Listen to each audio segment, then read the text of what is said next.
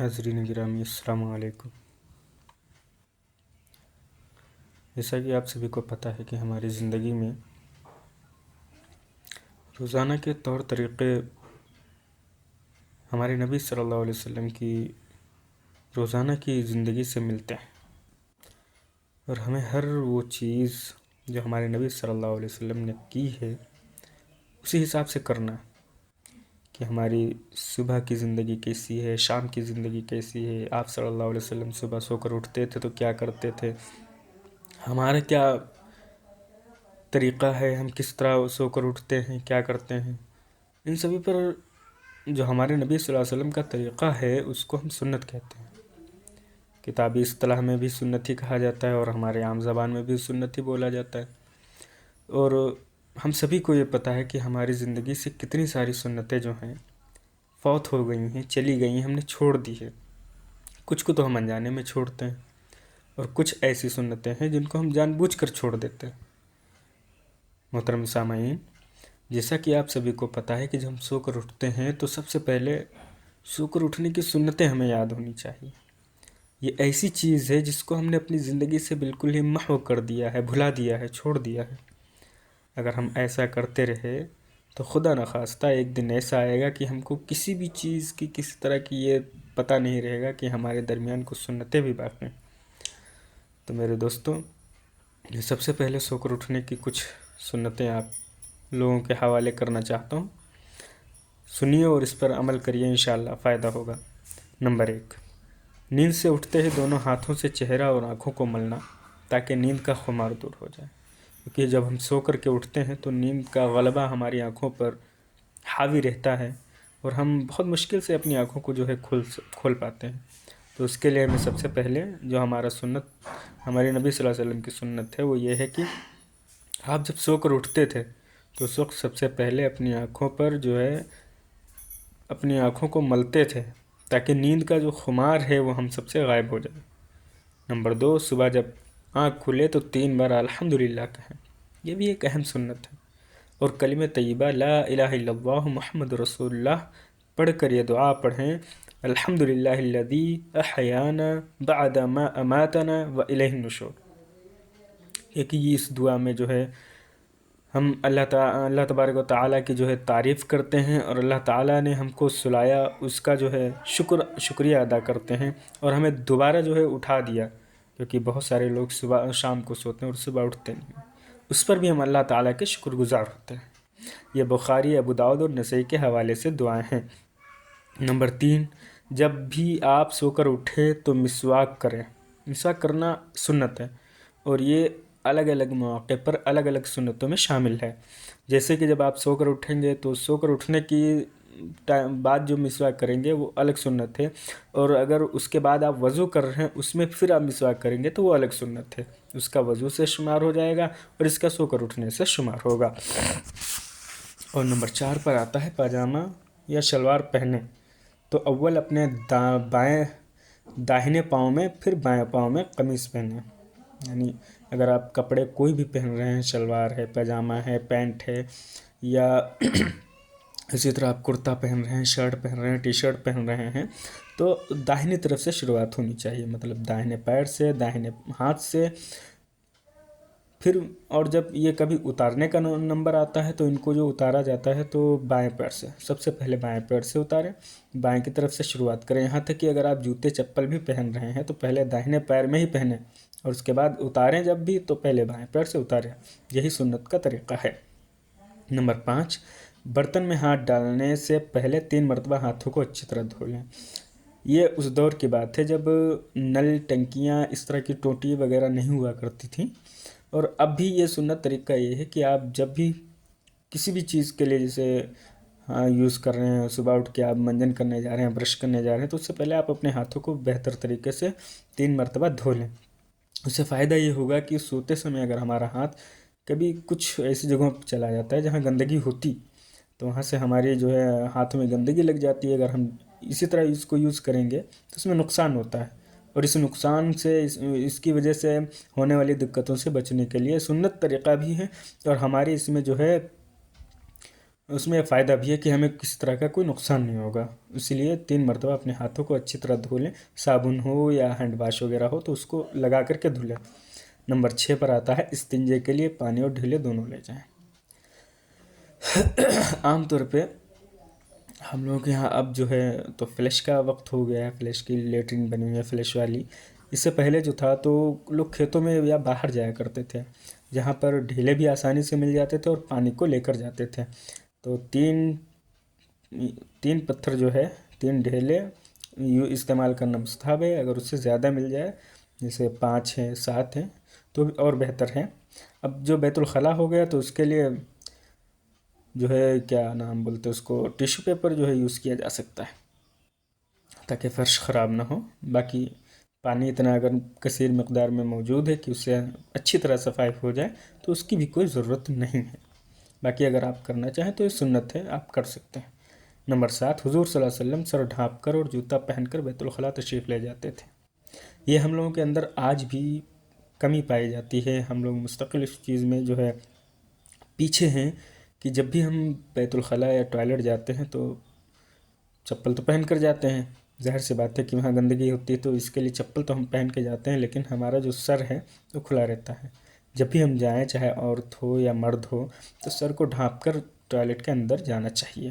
کیونکہ اس کے اندر جو ہے شیطان وغیرہ رہتے ہیں تو ان سے حفاظت ہوتی ہے۔ اور ساتھ میں اس میں جو ہے 8ویں نمبر پہ بیت الخلاء جانے کی دعا بھی ہے، اس کو بھی پڑھنا چاہیے۔ دعا ہے بسم اللہ اللہم انی اعوذ بک من الخبث والخبائث۔ یہ کہ دعا پڑھیں گے تو اللہ تبارک و تعالیٰ کے جو ہے ہم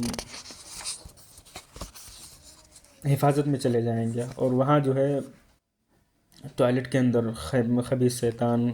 یا شیاطین یہ سب ہوتے ہیں تو اس سے جو ہے ہماری حفاظت ہوگی، اللہ تعالیٰ ہمیں اس سے محفوظ کرے گا اور ان کے نگاہوں پر جو ہے پردہ ڈال دے گا تاکہ ہماری جو ہے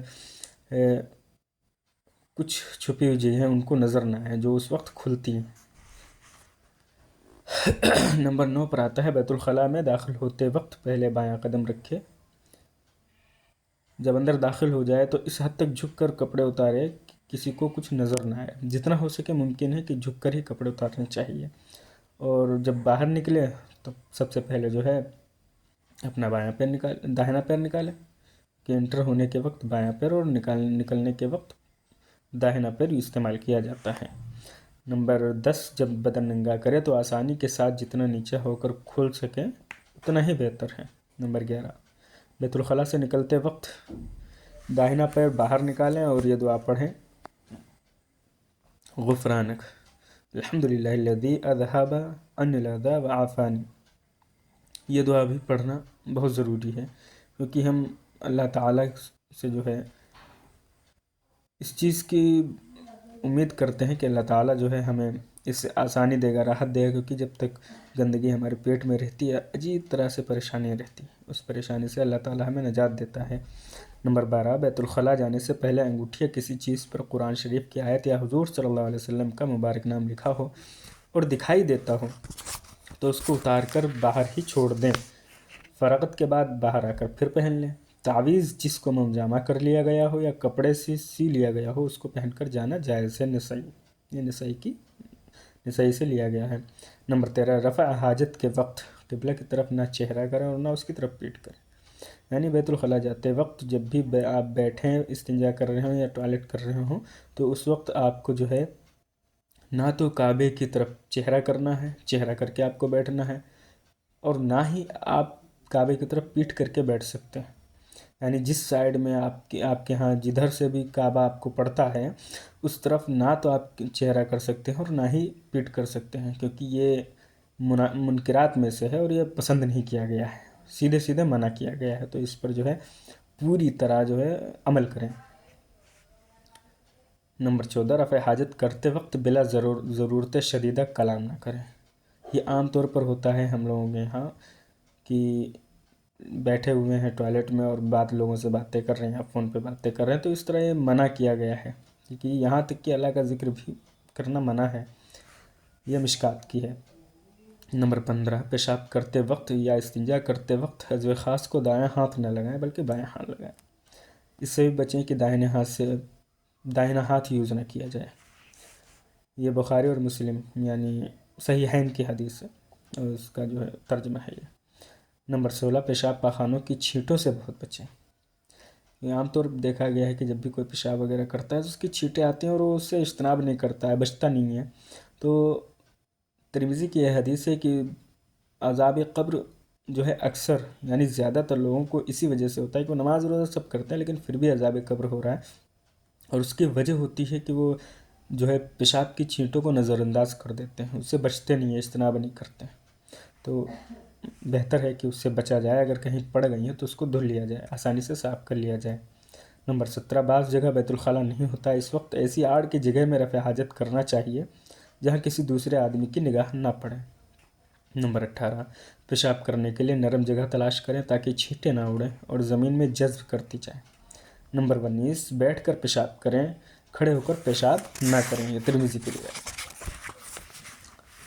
نمبر 20، پیشاب کے بعد استنجا سکھانا ہو تو دیوار وغیرہ کی آڑ میں سکھانا چاہیے۔ 21، وضو سنت کے موافق گھر پر کرنا چاہیے۔ نمبر 22، سنتیں گھر پر پڑھ کر جانا، موقع نہ ہو تو مسجد میں پڑھنا، یعنی بہتر طریقہ یہ ہے کہ سنت اور نفل جو ہیں گھر سے پڑھ کے جانا چاہیے۔ سنتیں پڑھ کے گھر سے گئے، پہنچ گئے مسجد، وہاں پر جانے کے بعد آپ کو جو ہے فرض پڑھنا ہے، فرض پڑھنے کے بعد آپ خاموشی سے واپس آ سکتے ہیں اور گھر پہ آ کر کے نماز سنت اور نفل وغیرہ پڑھ سکتے ہیں۔ اگر آپ کو وہیں سے کہیں باہر جانا ہے تو آپ وہیں مسجد میں بھی پڑھ سکتے ہیں، مسجد میں کوئی نہ پڑھنے کی پابندی نہیں، پڑھ سکتے ہیں آپ آرام سے، کوئی دقت نہیں ہے۔ نمبر 21، وضو سنت کے موافق گھر پر کرنا چاہیے، یعنی جس طرح سنتوں کے بارے میں بتایا گیا کہ گھر سے پڑھ کے جائیں، اسی طرح نماز پڑھنے کے لیے جب جائیں تو گھر پر ہی وضو کر کے جائیں، یہ سنت طریقہ بھی ہے۔ اور وضو کرنے کے بعد جب بھی آپ گھر سے باہر نکلیں گے نماز کی نیت سے تو ہر قدم پر اللہ تبارک تعالیٰ ثواب عطا فرماتا ہے، نیکیاں لکھتا ہے اور شیاطین کو جو ہے اس سے دور کرتا ہے۔ نمبر 22، سنتیں گھر پر پڑھ کر جانا، موقع نہ ہو تو مسجد میں پڑھنا۔ نمبر 23، گھر سے مسجد یا کہیں بھی جانے کے لیے باہر نکل کر دعا پڑھنا، یعنی گھر سے جب بھی نکلیں، کہیں بھی جا رہے ہوں، آپ مسجد جا رہے ہوں یا بازار جا رہے ہوں یا دکان جا رہے ہوں، تو اس وقت آپ گھر سے باہر نکلیں اور سب سے پہلے یہ دعا پڑھ لیں، بسم اللہ توکلت علی اللہ لا حول ولا قوة الا باللہ، بسم اللہ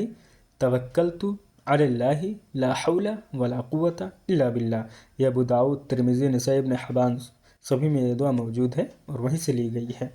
نمبر 24، اطمینان سے جانا، دوڑ کر نہ جانا، یہ صرف مسجد کے لیے ہے، یعنی جب بھی آپ نماز کے لیے نکل رہے ہیں اور دیکھ رہے ہیں کہ وقت بھی ہو گیا ہے، جماعت ہماری کھڑی ہو گئی، پھر بھی آپ دوڑ کر نہ جائیں، کیونکہ آپ دوڑ کر جائیں گے آپ کی سانس پھولے گی، اور سانس جب بھی پھولے گی تو آپ نماز میں کھڑے ہوں گے تو آپ جو ہے سکون اور اطمینان سے کھڑے نہیں ہو پائیں گے، آپ کی سانسیں تیز رہیں گی، دھڑکنیں بڑھی رہیں گی۔ تو اس سے بچنے کے لیے بہتر طریقہ یہ ہے کہ آپ دوڑ کر نہ جائیں اور آرام سے ہی جا کر کے نماز جو ہے پڑھیں۔ نمبر 25، اور مسجد سے یا کہیں سے بھی گھر میں آنے کے بعد گھر والوں کو سلام کرنا اور یہ دعا پڑھنا، اللہم انی اسألک خیر المولج و خیر المخرج، بسم اللہ ولجنا و بسم اللہ خرجنا و علی اللہ ربنا توکلنا، یہ ابو داؤد کی ہے، یہ دعا بھی پڑھنا چاہیے۔ اور آج کے لیے اتنا ہی، باقی انشاءاللہ آپ سنتوں کے حوالے سے جو ہے ایک مکمل ویڈیوز آپ کو جو ہے ملتی رہیں گی، ہر چیز کے الگ الگ سنتیں آپ کو بتائی جائیں گی۔ اگر آپ کو ہماری ویڈیو اچھی لگ رہی ہے، پسند آ رہی ہے، تو آپ ہمارے چینل کو سبسکرائب کریں، ویڈیو کو لائک کریں اور اپنے دوستوں میں شیئر کریں۔ انشاءاللہ آپ کو بھی فائدہ ہوگا اور ہم سب کو بھی فائدہ ہوگا جب ہم سنتوں پر عمل کریں۔ السلام علیکم۔